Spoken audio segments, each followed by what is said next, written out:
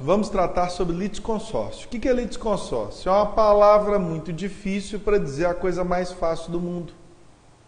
Litisconsórcio é quando eu tenho mais de um autor ou mais de um réu. Se João propõe uma ação contra o Banco do Brasil, não temos litisconsórcio.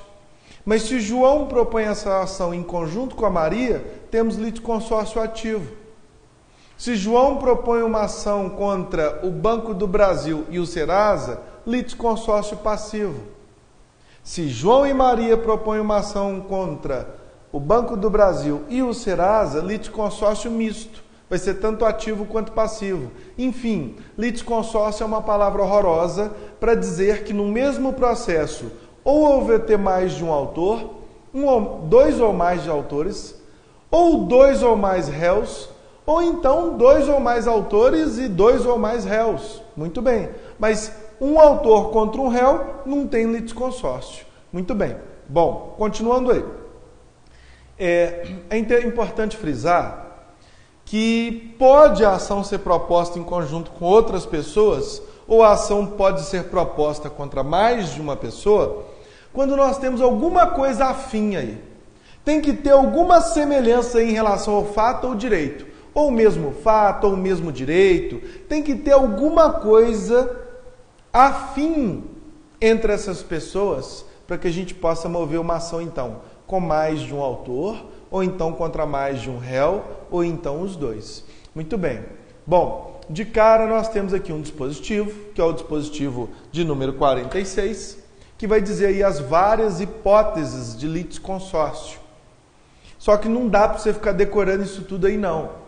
Nós vamos entender o seguinte: toda vez que tiver alguma afinidade pelo mesmo fato, pelo mesmo direito, mesma obrigação, toda vez que tiver alguma coisa afim, não pode assim, não tem nada a ver. Um vai propor uma ação contra uma concessionária de veículos, porque o veículo dela não foi entregue, o outro vai propor uma ação contra o banco, porque indevidamente colocou o nome dele no Serasa. Aí não tem nada a ver. Mas se os dois são clientes da concessionária, os dois compraram um veículo na concessionária, nenhum dos dois recebeu aquele veículo que é um lançamento, os dois vão ter proposta em conjunto contra a concessionária. Se a culpa é da concessionária, mas de certa maneira ela está dizendo que é o fabricante que não entregou o veículo, então dá para eu propor ação contra a concessionária e contra o fabricante, porque os dois têm uma obrigação comum aí na entrega do veículo. Muito bem, então tem que ter alguma afinidade. Agora, dá para colocar 1000 autores contra o mesmo réu? Muitas vezes isso vai dificultar a defesa. O réu, por exemplo, um banco vai ter que levantar a documentação de todos os autores. Como é que ele apresenta? Ele vai formar aí uns 50 volumes para ele apresentar a documentação relativa a cada um dos autores que propôs a ação contra ele. Ele vai colocar lá extrata, conta corrente e tudo mais. Então complica. Então, nesse caso, quando o réu se sentir de alguma maneira prejudicado, ele não vai nem apresentar a defesa, ele já vai apresentar um pedido ao juiz para limitar o número de autores. Por exemplo, desmembra, juiz. Desmembra, por favor, coloca aí 10 em cada ação, ou então menos. Então o juiz vai e desmembra em 100 processos, cada um com 10 autores, por exemplo, fica mais fácil. Agora, o interessante é o seguinte: em feito esse desmembramento aí, como que fica o prazo para apresentar a defesa? O prazo para apresentar a defesa foi interrompido. A Carlos Chagas vai escrever aí que foi uma suspensão. Não foi uma suspensão, foi uma interrupção. Qual que é a diferença? Na suspensão, eu vou voltar a contar de onde tinha parado. Olha, 1, 2, 3, 4, continuo lá. Suspendeu, vou continuar a contar o prazo, 5, 6, 7, 8, 9, 10, até 15 que é o prazo da defesa. Na interrupção, 1, 2, 3, 4, interrompeu, volta a contar tudo de novo, depois de intimar da parte da decisão. Se o juiz desmembrando ou não, ainda que ele entenda que não vai desmembrar, ele comunica o réu da decisão dele, ele intima. E dessa intimação, nós vamos, já que foi interrupção, recomeçar a contar o prazo, não de onde parou, mas o prazo inteiro. Olha, 1, 2, 3, 4, 5, 6, 7, 8, 9, 10, 11, 12, 13, 14, 15, enfim. Na suspensão, eu volto a contar lá dos 5 que eu tinha parado. Na interrupção, eu conto tudo de novo, eu não volto a contar dos 5. Muito bem. Bom, continuando aí. É interessante que nós temos uma classificação, e essa classificação cai em prova, quanto ao litisconsórcio, que eu já até expliquei para vocês. Mais de um autor ativo, mais de um réu passivo, mais de um autor e mais de um réu misto. Muito bem?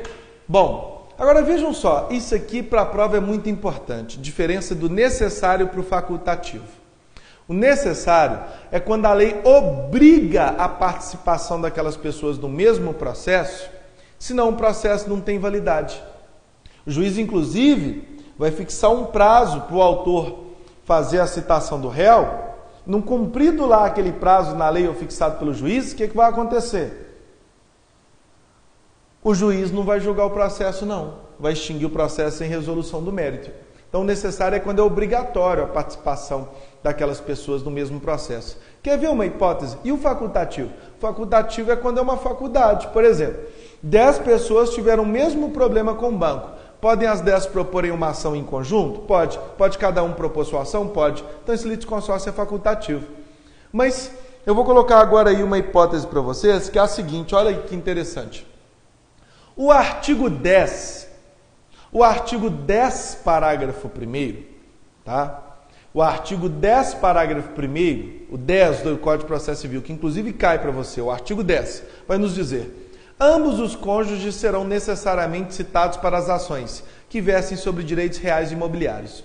O marido tem um lote, o lote está só em nome dele. Esqueça regime de bens, esqueça. Independentemente do regime de bens, uma ação para questionar algum direito real sobre esse lote, como, por exemplo, para questionar a propriedade, alguma coisa nesse sentido, necessariamente vai ter que ser proposta contra os dois. Necessariamente vai ter que ser proposta contra os dois. Muito bem. Senão o processo não tem validade. Senão o juiz vai extinguir o processo sem resolver o mérito.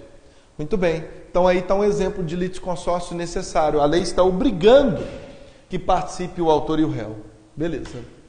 Bom, agora, quanto aos efeitos, o litisconsórcio pode ser unitário ou simples. Qual que é a diferença aqui? Quanto aos efeitos, o litisconsórcio pode ser unitário ou simples, quer dizer o quê? O litisconsórcio unitário é quando, pela natureza da coisa, tiver que ser a mesma decisão em relação a todos. O simples é quando não é necessário a mesma decisão em relação a todos. Exemplo. O camarada, ele tem vários filhos. Tudo bem? Ele tem vários filhos. Tudo bem? Professor aqui do curso, depois eu conto o nome, depois eu conto quem é. O camarada tem vários filhos, é professor aqui do curso. Muito bem. Vamos supor que depois que ele vem a falecer, aparece um filho que até então não era filho, ao menos juridicamente ele não tinha sido reconhecido como filho. Aí ele propõe uma ação contra, vamos supor, os 10 filhos legítimos da pessoa. Ele propõe uma ação contra os 10 filhos legítimos da pessoa. Muito bem. Então, o que acontece? Eu pergunto para vocês, tem como o camarada ser irmão de alguns e não ser irmãos do outro, se juridicamente é o mesmo pai de todos? Ou ele vai ser filho desse mesmo pai e irmão de todos, ou ele não vai ser filho desse pai e não vai ser irmão de nenhum por parte desse pai. Talvez por parte de mãe, mas por parte desse pai não. Então, em relação ao pai, se todos são reconhecidos juridicamente como filhos desse pai, ou ele vai ser irmão de todos, ou ele não vai ser irmão de todos. Então, a decisão necessariamente vai ser a mesma. Muito bem. Litisconsórcio simples é quando a decisão não precisa ser a mesma. Propus uma ação contra o banco e contra o Serasa. O juiz pode entender que o banco tem que me indenizar porque indevidamente pôs meu nome no Serasa, mas entender que o Serasa não tem nada a ver com isso. Muito embora eu já adianto para você que ele é obrigado a te notificar antes de incluir o seu nome. Ainda que a inclusão seja devida, ele tem que te notificar antes. Muito bem. Bom, continuando aqui. É importante ressaltar para vocês que o litisconsórcio necessário não é,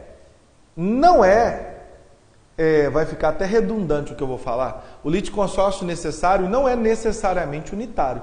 Eu posso ter um litisconsórcio necessário em que a decisão seja diferente em relação àquelas pessoas que vão participar. Eu posso ter um litisconsórcio unitário, vai ser a mesma decisão, mas que não obrigatoriamente todos tenham que participar. Então, nesse caso, por exemplo, não necessariamente os irmãos têm que participar.